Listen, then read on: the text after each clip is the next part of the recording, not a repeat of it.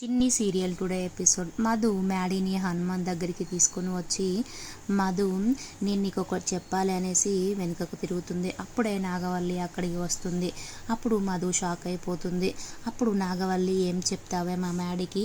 నువ్వు మా జీవితాల్లోకి వచ్చి మా జీవితాలన్నీ నాశనం చేయడానికి మాకు పరిచయం అయ్యావు అనేసి అంటుంది. మ్యాడీ, మమ్మీ ఎందుకు అలా అంటున్నావు అనేసి అంటాడు. అప్పుడు నాగవల్లి, మ్యాడీ నువ్వు మాత్రం మధ్యలో రాక్ అనేసి అంటుంది. నాగవల్లి మధుని, మా బిడ్డ మా ఇంటికి రావాలని మేము యాగం చేస్తున్నావు, ఆ దేవుని దయ వల్ల మా బిడ్డ యాగానికి వస్తుంటే నువ్వే అడ్డుకుంటున్నావు అనేసి అంటుంది. అప్పుడు మధు, ఆంటీ అసలు మీరు యాగం చేసేది నాకు తెలియదు ఆంటీ అనేసి అంటుంది. అప్పుడు నాగవల్లి, ఎందుకు చెప్తున్నావే, నీకు తెలుసు ఆల్రెడీ యాగం చేసేది, నువ్వు అన్నీ అబద్ధాలు చెప్తున్నావు అనేసి అంటుంది.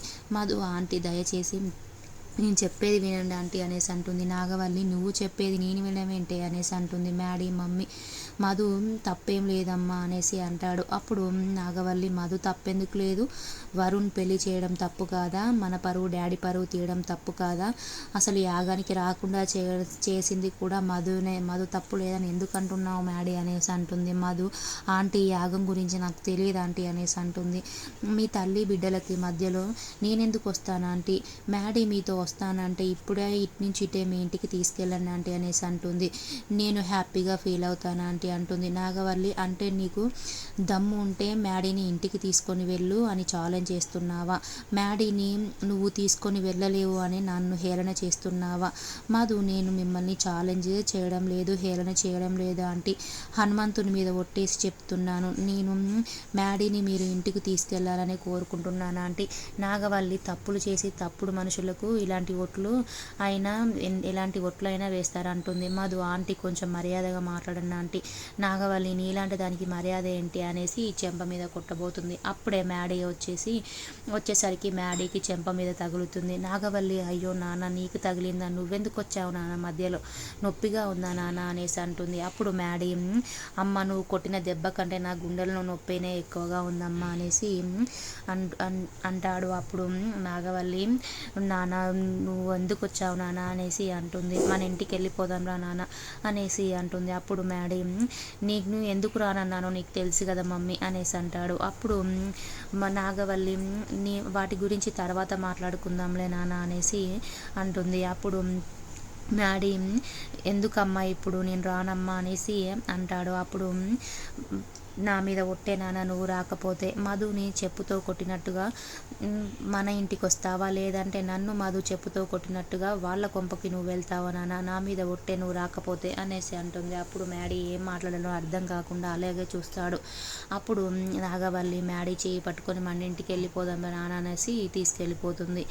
దేవ దగ్గరికి తీసుకొని వెళ్తుంది. దేవ, మ్యాడీ వస్తానన్నాడు, ఎలా వస్తానన్నాడు అనేసరికి నాగవల్లి, వస్తానన్నాడు బావ, మనం ఇంటికి వెళ్ళాక మాట్లాడదాం అనేసి నాగవల్లి అలాగే మ్యాడీ వాళ్ళ నాన్న అందరు కలిసి ఇంటికి వెళ్తారు. మధు నాగవల్లి అన్న మాటలకి చాలా బాధపడుతుంది. నేనెంతో ప్రేమించిన మ్యాడీనే మహీన అనేసి చాలా సంతోషంగా ఉంది. కానీ మ్యాడీ వాళ్ళ మమ్మీ నాగవల్లి అన్న మాటలకే నాకు చాలా బాధగా ఉంది అని హనుమంతుడా అని దేవుణ్ణి దండం పెట్టుకుంటుంది.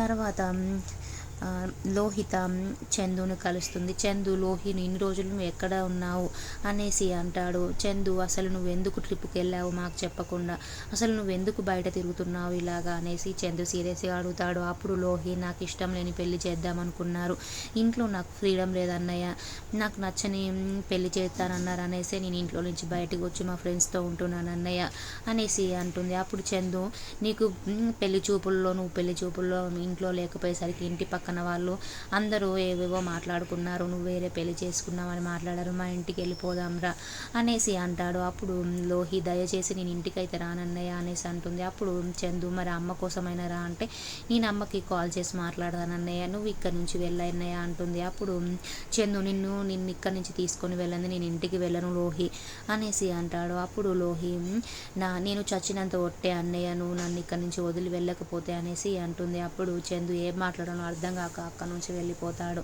తర్వాత వరుణ్ వస్తాడు. లోహి ఏమైంది అనేసరికి మ్యాడీ ఒక్కడే మన కోసం కష్టపడుతున్నాడు కదా వరుణ్, మనం కూడా ఏదైనా ఒక జాబ్ చేద్దామని నేనే ఒక జాబ్ చూసుకున్నాను ఇక్కడ అనేసి అంటుంది లోహి.